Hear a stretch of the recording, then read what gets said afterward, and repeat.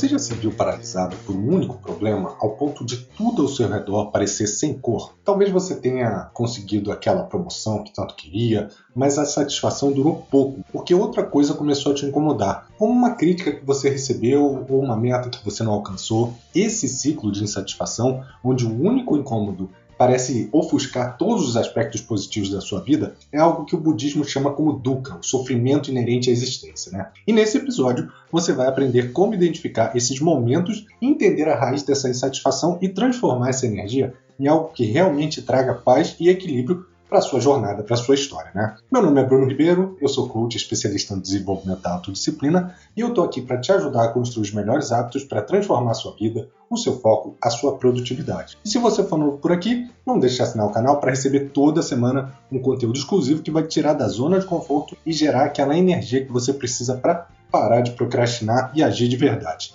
Se você preferir, também pode acompanhar a gente pelos outros canais que eu vou deixar aqui na descrição desse episódio. E no último episódio a gente falou da impessoalidade, né? Segundo o budismo, é como entender que nem tudo gira em torno de nós e como isso pode trazer uma paz surpreendente, né? E hoje a gente vai explorar um outro aspecto essencial desse caminho, que é a insatisfação. É comum pensar que a gente só vai ser feliz quando a gente atingir certos objetivos ou quando a gente superar todas as nossas dificuldades, mas e se essa insatisfação fizer parte da jornada? A insatisfação é um sentimento que em algum momento todos nós vamos experimentar, seja num contexto pessoal ou num contexto profissional. Ela surge como uma sombra que desfoca as nossas conquistas e faz com que a gente esqueça as coisas boas que a gente já possui, né? A questão, no entanto, não é a presença desse sentimento, mas o impacto que a gente permite que ele traga para a nossa vida. Muitas vezes, um único problema, né, ou uma única dificuldade, pode levar a gente a ter uma vida através de um filtro cinza, né, ofuscando ali todos os aspectos positivos que a gente possa ter. E essa perspectiva ela pode ser explicada por várias filosofias, várias tradições, incluindo o próprio budismo, né, que oferece aí uma abordagem sobre essa natureza da insatisfação. E no budismo, essa insatisfação, que é um conceito fundamental, ela está diretamente ligada ao que Buda chamou de dukkha, que é um termo que se refere ao sofrimento ou insatisfação inerente à condição humana, né? Esse dukkha é uma das 4 verdades do budismo que ensina que o sofrimento é uma parte natural da vida, uma parte intrínseca da vida, né? E segundo o budismo, essa insatisfação nasce do nosso apego a desejos, ao controle, de que a felicidade depende obviamente de fatores externos, né? Quando uma única área da nossa vida tem esse poder de nos frustrar, parece que existe uma tendência da gente amplificar essa insatisfação para todas as outras áreas, levando a gente a ter uma visão aí distorcida da nossa realidade, né? E psicologicamente essa amplificação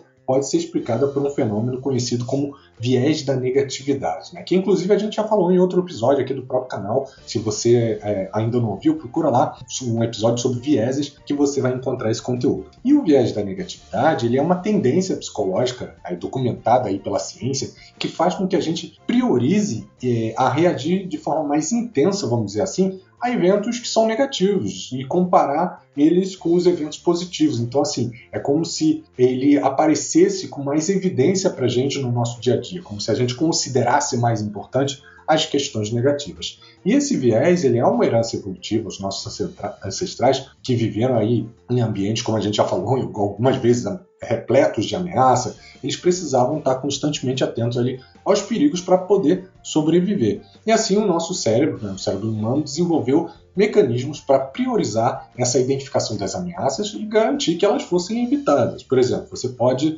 ter conquistado uma série de sucessos profissionais e pessoais, mas se um projeto ou um trabalho fracassa, a tendência é que o foco recaia ali exclusivamente sobre essa falha. E isso vai te deixar ali ruminando com pensamentos, com medos, com receios futuros, né, crenças que você vai criar e que vai fazer com que você evite outros projetos. Em vez de celebrar suas vitórias, a sua mente repete o fracasso, criando ali aquela visão limitada e distorcida da realidade. E o resultado, obviamente, é aquela percepção que eu falei da vida cinza, né, onde tudo parece negativo por causa de um único ponto de insatisfação. Mas por que tanta gente tem insatisfação, né, e às vezes o tempo todo? No budismo, essa raiz da insatisfação ela está ligada ao apego. Quando a gente se apega a uma como as coisas devem ser, né, a tal da expectativa, a gente fica preso nessa armadilha. E se essas expectativas não são atendidas, essa insatisfação surge. Muitas pessoas, elas projetam as ideias inatingíveis de felicidade, de sucesso ou realização, achando que elas precisam estar sempre satisfeitas e que qualquer desconforto é um sinal de fracasso. Por exemplo, se uma pessoa se apega à ideia de que a felicidade depende de um relacionamento ou de uma promoção de trabalho, ela coloca o seu bem-estar em uma situação instável, que não depende exclusivamente dela. Muito pelo contrário, que depende mais dos outros até do que dela mesma. E o budismo ele sugere que quando a gente cultiva esse desapego e a aceitação do que está acontecendo, a gente pode sim aí ter uma vida mais leve, ao invés de nos prendermos, né, a essa idealização de que tudo tem que ser perfeito, que muitas vezes chega a ser irreal, né? Mas falando um pouco sobre temas que a gente traz aqui, né, de foco, disciplina, de produtividade, motivação, o que essa insatisfação ela pode causar, né? Essa insatisfação constante, né, trazendo ali diariamente ou dentro de cada evento que você passa, uma visão de que você não é capaz, de que você não está conseguindo atingir os seus objetivos, ela vai aos pouquinhos contaminando o seu foco, já que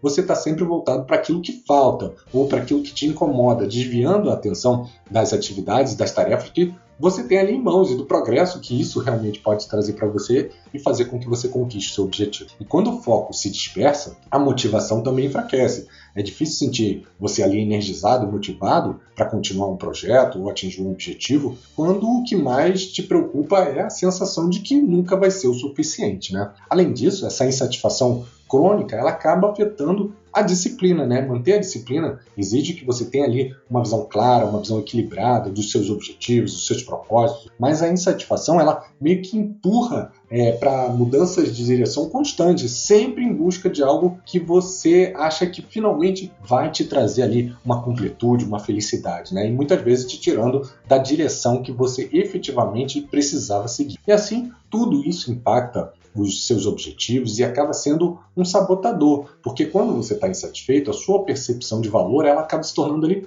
frágil, e isso faz com que você questione os seus próprios planos, né? E uma metáfora muito comum para descrever a insatisfação é a mancha na tela branca, né? Imagina aí uma tela branca, né? Uma tela de pintura branca, e ela está ali imaculada, né? Totalmente limpa. Ela representa todas as coisas boas da sua vida, seus relacionamentos saudáveis, suas conquistas profissionais, suas experiências que sejam as mais prazerosas. Agora imagina que no cantinho ali dessa tela aparece uma pequena mancha, um pontinho ali cinza, um pontinho preto, e essa mancha representa um único problema específico, uma única insatisfação. Para muitos de nós, em vez de focar em tudo que está branco na tela, a gente passa a se concentrar exatamente na mancha. A gente não consegue deixar de ver aquela mancha, e aquilo se torna a única coisa visível, eclipsando ali todo o resto do quadro, né? A tela parece completamente arruinada, mesmo que a mancha ocupe apenas uma pequena parte dela, às vezes uma parte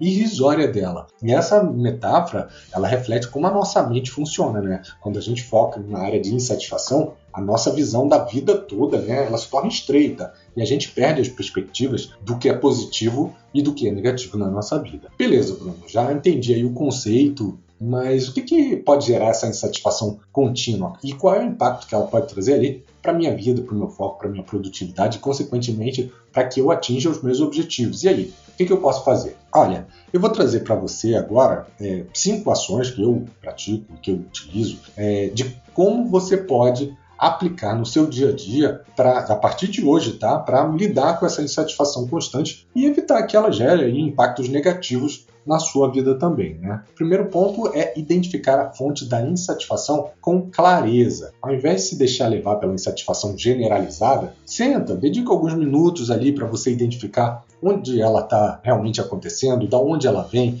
Por exemplo, se o trabalho está te frustrando, pergunte-se qual é a parte específica que está me causando esse incômodo. E aí, quando você entende o que está por trás dessa sensação, fica mais fácil lidar com ela de forma prática, de forma direcionada, sem deixar que ela afete outras áreas da sua vida. O segundo ponto é estabeleça limites para as comparações. Se você tende a se comparar com frequência, limite essa prática. Tente reservar um momento do seu dia para refletir sobre o que realmente você valoriza, quais são as metas importantes para você. Ao invés de se comparar com o sucesso das outras pessoas, identifique o progresso que você fez nos seus próprios termos, nos seus próprios objetivos. Muitas vezes, quando a gente está ali na rede social, a gente está olhando o sucesso dos amigos, a gente sente ali uma inveja, uma insatisfação silenciosa que acaba afetando a gente no nosso dia a dia, né? Por exemplo, anota as suas conquistas pessoais e sempre que você tiver necessidade, reveja elas quando você estiver ali desanimado, que isso vai ser importante para mostrar a sua evolução, mostrar o seu sucesso e não ficar apenas refletindo o que você deixou de ter ou o que os outros têm ali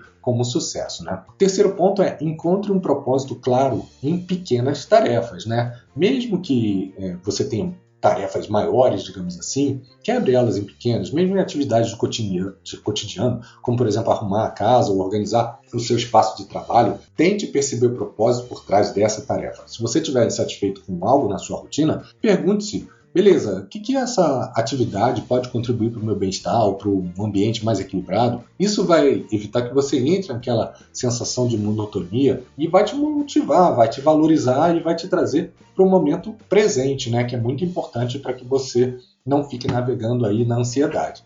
E se você sente que arrumar a casa, por exemplo, é uma tarefa cansativa, vamos dizer assim, tenta dar um novo significado. Por exemplo, em vez de pensar na organização como uma obrigação, encare como uma forma de cuidar do seu espaço, melhorar o ambiente que você vive. Arrumar sua mesa do trabalho, por exemplo, pode se tornar um ritual para começar o seu dia mais concentrado, mais motivado, ajudando aí a diminuir a insatisfação dessa rotina, né? O quarto ponto é exercite a reconstrução da realidade. Nossa, o que é isso? Quando você se depara com um problema, pratique uma reconstrução positiva. Por exemplo, se pergunte: o que de positivo eu posso extrair dessa situação? Se uma meta não foi alcançada, olhe o que foi feito e perceba o que você aprendeu no processo. Às vezes isso também vai ser importante para você. Essa mudança de perspectiva, ela ajuda a reduzir a sensação de que você falhou e a construir um entendimento, vamos dizer assim, mais generoso com você mesmo. Isso é muito comum na construção de uma mentalidade de crescimento. Lembra que a gente fala da mentalidade dos estudos ali da Carol Dweck, que você tem que ter a visão de que a falha, ela pode ser sim um degrau para você continuar crescendo, para você aprender. Então aqui é exatamente isso. Olhe esse problema e pratique essa reconstrução positiva. O quinto ponto é redefina o sucesso de forma pessoal. Ao invés de seguir uma definição, vamos dizer assim, genérica de sucesso, como um cargo específico, um salário maior, crie uma definição pessoal e, vamos dizer assim, mais satisfatória do sucesso para você, né? Se pergunta: o que realmente representa o sucesso para mim? Quando você faz isso, você vai perceber que muitas das conquistas talvez já façam parte da sua vida e isso reduz a pressão da insatisfação. Por exemplo, se você realmente quer ou se importa em dar vamos dizer assim, mais tempo para sua família, reflita como os seus objetivos vão em direção a isso e se realmente isso para você representa o real sucesso. Às vezes você pode estar se dedicando aí a ter um emprego que te pague melhor, mas o teu tempo com a família está diminuindo e às vezes você está achando que está indo na direção certa, né? Para prover algo positivo para sua família e, na verdade, você está indo no sentido contrário, né? Dessa forma,